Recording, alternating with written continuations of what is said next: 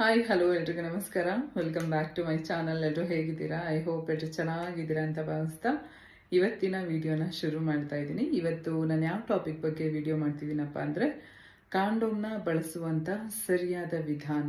ಓಕೆನಾ? ಸೊ ಅದನ್ನು ಹೇಗೆ ಬಳಸಬೇಕು, ಅದನ್ನು ಬಳಸದೇ ಇದ್ರೆ ಏನು ಪ್ರಾಬ್ಲಮ್ ಆಗುತ್ತೆ, ಯಾವಾಗ ಇದನ್ನು ಬಳಸಬೇಕು ಅನ್ನೋದನ್ನು ತುಂಬ ಇಂಪಾರ್ಟೆಂಟ್ ಆಗಿ ತಿಳ್ಕೊಬೇಕಾಗುತ್ತೆ. ಅಂದರೆ ಕಾಂಡೋಮ್ನ ಎಲ್ಲರೂ ಒಂದಲ್ಲ ಒಂದು ಟೈಮಲ್ಲಿ ಯೂಸ್ ಮಾಡಿರ್ತಾರೆ. ಬಟ್ ಅದನ್ನು ಯಾವಾಗ ಯೂಸ್ ಮಾಡಬೇಕು, ಹೇಗೆ ಯೂಸ್ ಮಾಡಬೇಕು ಅನ್ನೋದು ಎಷ್ಟೋ ಜನಕ್ಕೆ ಗೊತ್ತಿರೋದಿಲ್ಲ. ಸೊ ನಾನು ಲಾಸ್ಟ್ ಟೈಮ್ ಕಾಂಡೋಮ್ ಬಗ್ಗೆ ವಿಡಿಯೋ ಮಾಡಿದಾಗ ಸುಮಾರಷ್ಟು ಜನ ಇದ್ರ ಬಗ್ಗೆ ಕ್ವಶನ್ನ ಕೇಳಿದ್ರಿ. ಕಾಂಡೋಮ್ನ ಯಾವಾಗ ಯೂಸ್ ಮಾಡಬೇಕು ಅನ್ನೋದನ್ನು ಹೇಳ್ಕೊಡಿ ಅಂತ ಹೇಳ್ಬಿಟ್ಟು. ಸೊ ಅದಕ್ಕೋಸ್ಕರ ಇವತ್ತು ಈ ಟಾಪಿಕ್ನ ನಾನು ತಗೊಂಡಿದ್ದೀನಿ.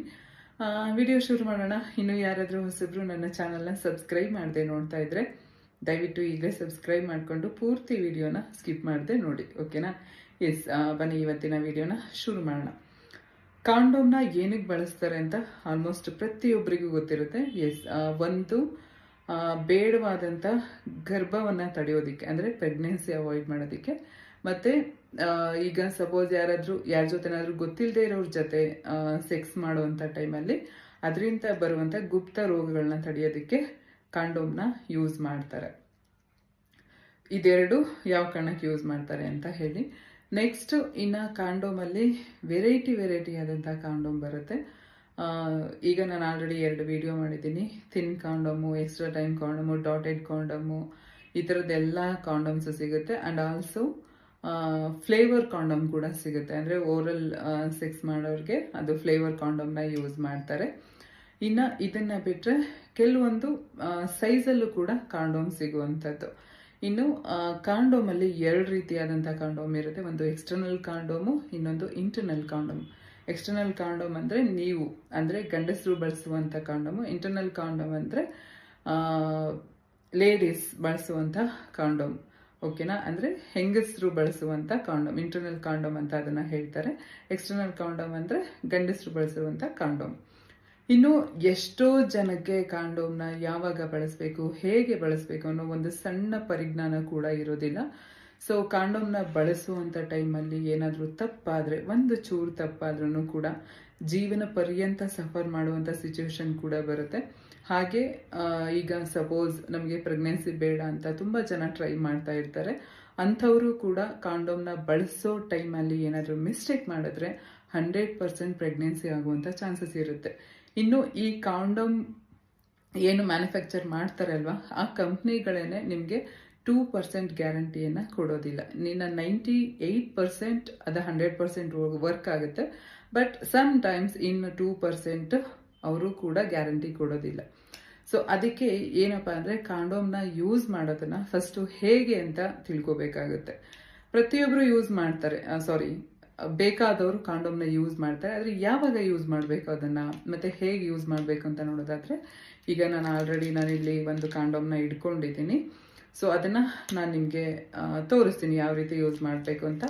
ಇನ್ನು ಫಸ್ಟ್ ಆಫ್ ಆಲ್, ನಾನು ಆ್ಯಸ್ ಯೂಶುವಲ್ ಎಲ್ಲ ವಿಡಿಯೋದಲ್ಲೂ ಹೇಳ್ದಂಗೆ ಕಾಂಡೋಮ್ನ ಬಳಸೋದಕ್ಕಿಂತ ಮುಂಚೆ, ಸೊ ಇದನ್ನು ನೀವು ಸೇಫ್ಟಿಗೆ ಅಂತ ಯೂಸ್ ಮಾಡ್ತೀರಲ್ವಾ, ಸೊ ಇದರಿಂದ ಯಾವುದೇ ಪ್ರಾಬ್ಲಮ್, ಅಂದರೆ ಇದನ್ನು ಬಳಸಿದ್ಮೇಲೆ ಯಾವುದೇ ರೀತಿ ಪ್ರಾಬ್ಲಮ್ ಆಗಬಾರ್ದು ಅಂದರೆ ಮೊದಲು ನೀವು ಈ ಒಂದು ಡೇಟನ್ನು ಚೆಕ್ ಮಾಡ್ಕೋಬೇಕಾಗುತ್ತೆ. ಅದು ಎಕ್ಸ್ಪೈರಿ ಆಗಿದೆಯಾ ಆಗಿಲ್ವಾ ಅನ್ನೋದನ್ನು ಕನ್ಫರ್ಮ್ ಮಾಡ್ಕೋಬೇಕಾಗುತ್ತೆ. ಎಕ್ಸ್ಪೈರಿ ಡೇಟ್ ಆಗಿದ್ರೆ ಕಾಂಡೋಮ್ ಸೆಕ್ಸ್ ಮಾಡುವಂಥ ಟೈಮಲ್ಲಿ ಹೊಡೆದೋಗುವಂಥ ಚಾನ್ಸಸ್ ಇರುತ್ತೆ.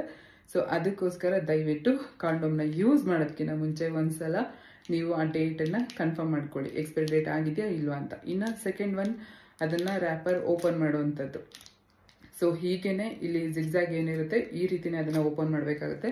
ಅಲ್ಲಲ್ಲಿ ಕೀಳೋದು ಅಥವಾ ಸೀಸರಲ್ಲಿ ಕಟ್ ಮಾಡೋದು ಅದನ್ನೆಲ್ಲ ಮಾಡೋಕ್ಕೆ ಹೋಗ್ಬಾರ್ದು. ಇನ್ನು ಕಾಂಡೋಮ್ನ ಯಾವ ರೀತಿ ಉಪಯೋಗಿಸ್ಬೇಕು ಮತ್ತು ಯಾವಾಗ ಉಪಯೋಗಿಸ್ಬೇಕು.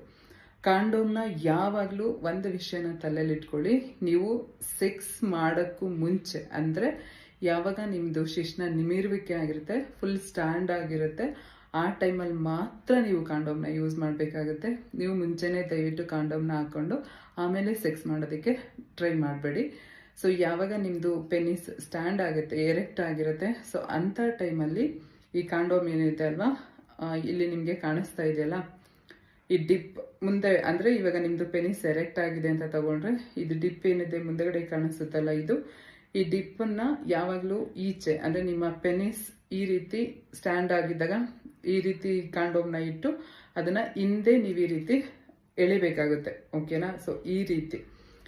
ಮತ್ತೆ ಕಾಂಡೋಮ್ನ ನೀವು ಇಟ್ಕೊಂಡು ಹಿಂದೆ ಪುಷ್ ಮಾಡೋದಕ್ಕಿಂತ ಮುಂಚೆ ಈಗ ಸಪೋಸ್ ಈಗ ಲೆಫ್ಟ್ ಹ್ಯಾಂಡಲ್ಲಿ ನೀವು ಈ ಥರ ಎಳಿತಾ ಇದ್ದೀರಾ ಅಂದರೆ ರೈಟ್ ಹ್ಯಾಂಡಲ್ಲಿ ಮುಂದಗಡೆ ಏನು ದಿಪ್ ಇರುತ್ತೆ ಅಲ್ವಾ, ಇದನ್ನ ಗಟ್ಟಿಯಾಗಿ ಇಟ್ಕೋಬೇಕಾಗತ್ತೆ. ಇಲ್ಲ ಅಂದರೆ ಅದು ಏರ್ ತಗೊಳ್ಳುವಂಥ ಚಾನ್ಸಸ್ ಇರುತ್ತೆ. ಓಕೆನಾ? ಅರ್ಥ ಆಯ್ತಾ? ಸಪೋಸ್ ನೀವೇನಾದರೂ ಕಾಂಡೋಮ್ನ ಸರಿಯಾಗಿ ಟೈಟಾಗಿ ಇಟ್ಕೊಂಡು ಅದನ್ನ ಹಿಂದೆ ಪುಷ್ ಮಾಡ್ಕೊಳ್ಳಿಲ್ಲ ಅಂದರೆ ಅದು ಏರ್ ತಗೊಳ್ಳುವಂಥ ಚಾನ್ಸಸ್ ಇರುತ್ತೆ. ಏರ್ ತಗೊಂಡ್ರೆ ಏನಾಗುತ್ತಪ್ಪ ಅಂದರೆ ನೀವು ಸೆಕ್ಸ್ ಮಾಡುವಂಥ ಟೈಮಲ್ಲಿ ಅದು ಹೊರಗಡೆ ಬರುವಂಥದ್ದು, ಇಲ್ಲ ನಿಮ್ಮದು ವೀರ್ಯಸ್ಖಲನ ಆದಾಗ ಅದು ಗಾಳಿ ಏನು ಏರ್ ತಗೊಂಡಿರುತ್ತೆ ಅಲ್ವಾ ಅದ್ರ ಥ್ರೂ ಈಚೆ ಬರುವಂಥದ್ದು ವೀರ್ಯಸ್ಖಲನ ಆದಾಗ ಆ ಥರ ಎಲ್ಲ ಆಗುತ್ತೆ. ಅದಕ್ಕೆ ಏನು ಮಾಡಬೇಕಪ್ಪ ಅಂದರೆ ನಿಮ್ಮದು ಎರೆಕ್ಟ್ ಆಗಿರುವಂಥ ಪೆನಿಸ್ನ ಶಿಶ್ನವನ್ನು ನೀವು ಎಡಗೈಲಿ ಇಟ್ಕೊಂಡು ಈ ರೀತಿ ಕಾಂಡೋಮ್ನ ಹಿಂದೆ ಪುಷ್ ಮಾಡ್ಕೋಬೇಕಾಗತ್ತೆ ಈ ರೀತಿ. ಓಕೆನಾ? ಸೊ ಒನ್ಸ್ ಯಾವಾಗ ನೀವು ಸೆಕ್ಸ್ ಮಾಡಿ ಆದಮೇಲೆ ವೀರ್ಯಸ್ಖಲನ ಆಗುತ್ತೆ ಅಲ್ವಾ, ಇಮ್ಮಿಡಿಯೇಟ್ ನೀವು ಅದನ್ನು ಹೊರಗಡೆ ತೆಗಿಬೇಕಾಗುತ್ತೆ ಯೋನಿಯಿಂದ. ಸೊ ಅವಾಗಲೂ ಅಷ್ಟೇ ಇಮಿಡಿಯೇಟ್ ತೆಗೆದಿದ ತಕ್ಷಣ ನೀವೇನು ಮಾಡಬೇಕಪ್ಪ ಅಂದರೆ ಈ ರೀತಿ ನೀವೇನು ಹಿಂದಕ್ಕೆ ಪುಷ್ ಮಾಡಿರ್ತೀರಲ್ವ ಅದೇ ರೀತಿ ಇಲ್ಲಿ ಡಿಪ್ಪನ್ನು ಇಟ್ಕೊಂಡು ಇಲ್ಲಿ ಈ ರೀತಿ ಮುಂದಕ್ಕೆ ಪುಷ್ ಮಾಡ್ಕೋಬೇಕಾಗತ್ತೆ. ಓಕೆನಾ? ಆಗ ಪುಷ್ ಮಾಡಿದಾಗ ಇದು ಈಚೆ ಬರುತ್ತೆ. ಇದು ಸರಿಯಾದ ಕಾಂಡೋಮ್ ಬಳಸುವಂಥ ವಿಧಾನ. ಓಕೆನಾ? ಕಾಂಡೋಮ್ನ ಯೂಸ್ ಮಾಡ್ತಾರೆ. ಸಮ್ಟೈಮ್ಸ್ ಕಾಂಡೋಮ್ ಯೂಸ್ ಮಾಡಿ ಕೂಡ ಪ್ರೆಗ್ನೆನ್ಸಿ ಆಗುವಂಥ ಚಾನ್ಸಸ್ ಇರುತ್ತೆ. ಸೊ ಅದಕ್ಕೋಸ್ಕರ ಕಾಂಡೋಮ್ನ ಸರಿಯಾಗಿ ಬಳಸೋದನ್ನ ಕಲೀರಿ. ಇನ್ನು ನೆಕ್ಸ್ಟ್ ವೀರ್ಯಸ್ಖಲನ ಆದಮೇಲೆ ನೀವು ಆ ಕಾಂಡೋಮ್ನ ಹೊರಗಡೆ ತೆಗೆದ್ಮೇಲೆ ಅದನ್ನು ಇದು ಹೊಸದಾಗಿರೋದ್ರಿಂದ ಗಂಟಾಗಕ್ಕಾಗ್ತಿಲ್ಲ. ಸೊ ಈ ರೀತಿ ಅದನ್ನು ಗಂಟಾಕಿ ಒಂದು ನಿಮಿಷ. ಸೊ ಈ ರೀತಿ ಅದನ್ನು ಗಂಟು ಹಾಕ್ಬಿಟ್ಟು ನೀವೇನು ಮಾಡಬೇಕಪ್ಪ ಅಂದರೆ ಇವಾಗ ಎಲ್ಲ ಕಾಂಡೋಮ್ ಜೊತೆ ಒಂದು ಪೇಪರ್ದು ರ್ಯಾಪರ್ ಕೊಡ್ತಾರೆ. ಸೊ ಅದರೊಳಗಡೆ ಹಾಕ್ಬಿಟ್ಟು ನೀವು ಡಸ್ಟ್ಬಿನ್ಗೆ ಹಾಕಬೇಕು. ಸೊ ನೀವು ಲಾಸ್ಟಿಗೆ ಇದನ್ನು ತಗೊಂಡೋಗಿ ಯಾವುದೇ ಕಾರಣಕ್ಕೂ ಟಾಯ್ಲೆಟಲ್ಲಿ ಹಾಕ್ಬಿಟ್ಟು ಫ್ಲಶ್ ಮಾಡೋದಕ್ಕೆ ಹೋಗಬೇಡಿ. ಓಕೆನಾ? ಸೊ ಇದು ಕಾಂಡೋಮ್ನ ಬಳಸುವಂಥ ಸರಿಯಾದ ವಿಧಾನ. ಇವಾಗ ನಿಮಗೆ ಅರ್ಥ ಆಯಿತು ಅನ್ಕೋತೀನಿ. ಸೊ ವಿಡಿಯೋ ಇಷ್ಟ ಆಗಿದ್ರೆ ಲೈಕ್, ಶೇರ್, ಸಬ್ಸ್ಕ್ರೈಬ್ ಮಾಡೋದನ್ನು ಮರಿಬೇಡಿ. ಸೊ ಈಗ ನಾನು ಲಾಸ್ಟಿಗೆ ಒಂದು ಮಾತು ಹೇಳೋದಕ್ಕೆ ಇಷ್ಟಪಡ್ತೀನಿ.